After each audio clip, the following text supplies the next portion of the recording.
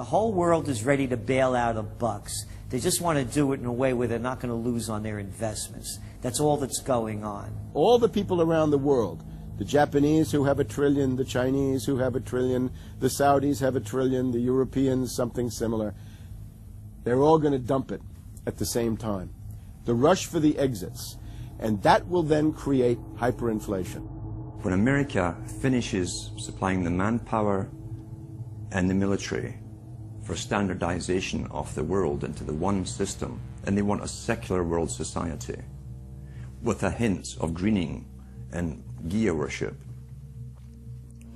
for sustainability reasons, America, as they're finishing off this agenda, they'll be pulling the rug from underneath Americans at home at the same time towards the latter stages. When the dollar starts to slide, and this was always the nightmare of Paul Adolph Volcker, who is now sitting in the Obama White House, once the dollar starts to go, there's nothing to stop it. There's no useful way that you can stop it once it begins to gather momentum. So I think we're facing the probability of some form of dollar panic combined with hyperinflation sometime during the Obama presidency. They're now pulling the rug away from under the feet of the people. They're becoming rapidly a non-manufacturing country. Any country that can't manufacture its own goods, even for self-defense, therefore is no longer sovereign, independent, and able to sustain itself, which tells you that this is all part of the plan. It started with the very beginning when you established that there was a Federal Reserve System given the power of the state to create money out of nothing and to do so without any regard to the will of the people, without any regard to what's behind the money system. In other words, strictly political and economic motives for the bankers and the politicians. Once you granted that power to a group, the Federal Reserve System, the economic crisis was inevitable. This has happened before. Every time in history when the government was given the power, or a group of banks in conjunction with the government was given the power to expand the money supply at will, those economic systems always wound up in crisis and always collapsed. So there's no reason to believe that the United States was given some kind of a get-out-of-jail-free card, an exemption from the processes of history. So the economic crisis began at the very beginning, and as a matter of fact, when the founders of the Federal Reserve System met on Jekyll Island back in 1910 and were drafting the Federal Reserve Act, one of the things they discussed was how to pass on the inevitable losses to the taxpayers.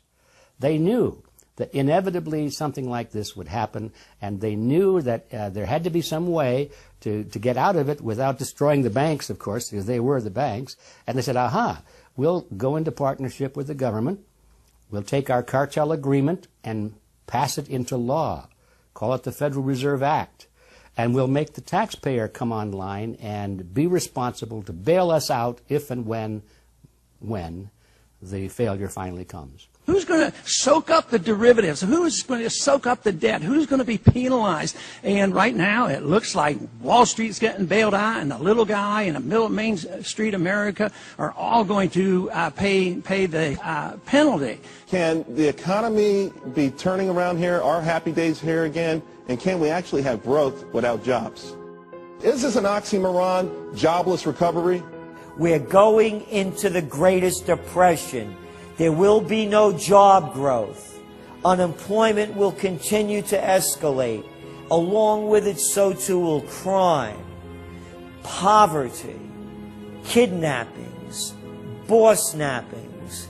And the more things spin out of control, the harder the hammer is going to come down by the federal government to keep everyone in control. Power is much, much more important to them than money is. Money is only a way to the means. Power is the end result. The elite's main goal is to destroy national sovereignty and individual independence.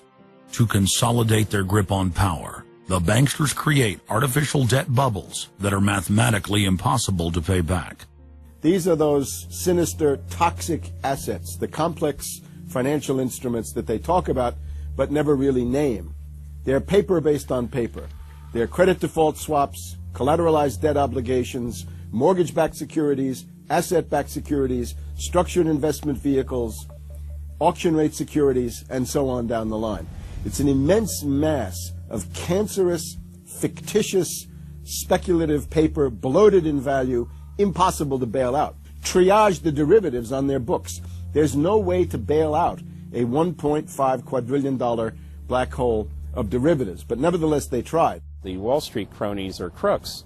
If you leave the vault to the bank open, these people are going to help themselves. The job of the government is to make sure there's somebody there to make sure the vault is closed, and very few people have the combination.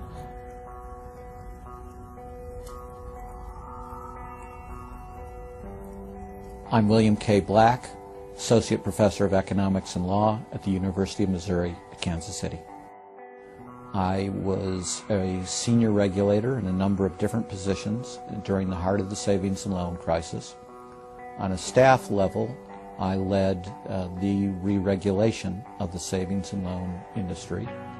The purpose of regulation and effective criminal prosecution is to make sure that cheaters don't prosper, that honest manufacturers win in competition. The primary driver of the current crisis is accounting control fraud. These are frauds led by the CEOs of the major lending institutions and major banks and institutional buyers of toxic waste product. How did it start? It started with mortgages, particularly non-prime mortgages. In September of 2004, the FBI warned that there was an epidemic of mortgage fraud, their words, and that this epidemic of mortgage fraud would cause an economic crisis at least as large as the savings and loan debacle if it wasn't stopped. The FBI found that 80% of the mortgage fraud was being induced by the lenders, not by the borrowers. You know, much of the rage has been against the borrowers, but if you want rage, it should be at the CEOs who became fabulously wealthy by following a strategy based on fraud.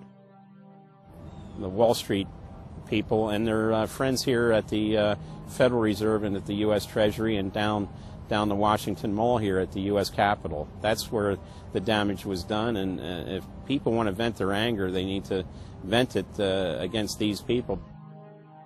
Between the Bush-Paulson administration and the Obama, Summers, Geithner, Volcker administration, there's really a total continuity of economic and financial policy. Geithner was on board at the Fed, the New York Fed, dealing with all these institutions. He didn't get it. And then we had this fellow who came up afterward, Mr. Friedman. He was on the Goldman Sachs board, and he didn't last too long as the Fed chairman. Why? Because he had a conflict of interest. Is it possible that there's so much conflict of interest here that all you folks don't even realize that you're helping people that you're associated with, and you should be recusing yourself for America's ethics? I behaved with the...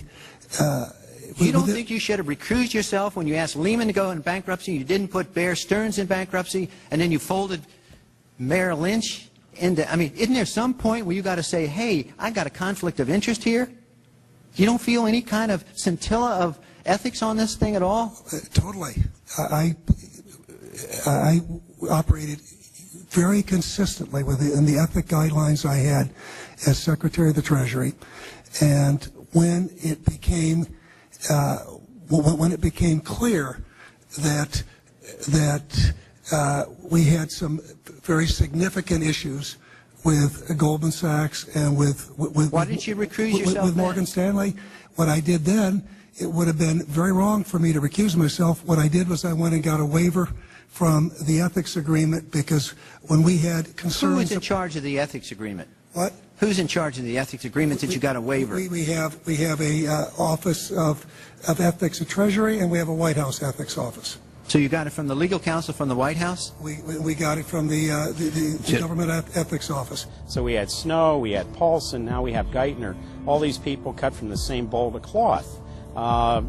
These are not independent Treasury secretaries. They're part of the problem, not part of any solution, and it would have been nice to see President Obama effect some change in Treasury, but of course, he went and got a Wall Street insider as his Treasury secretary.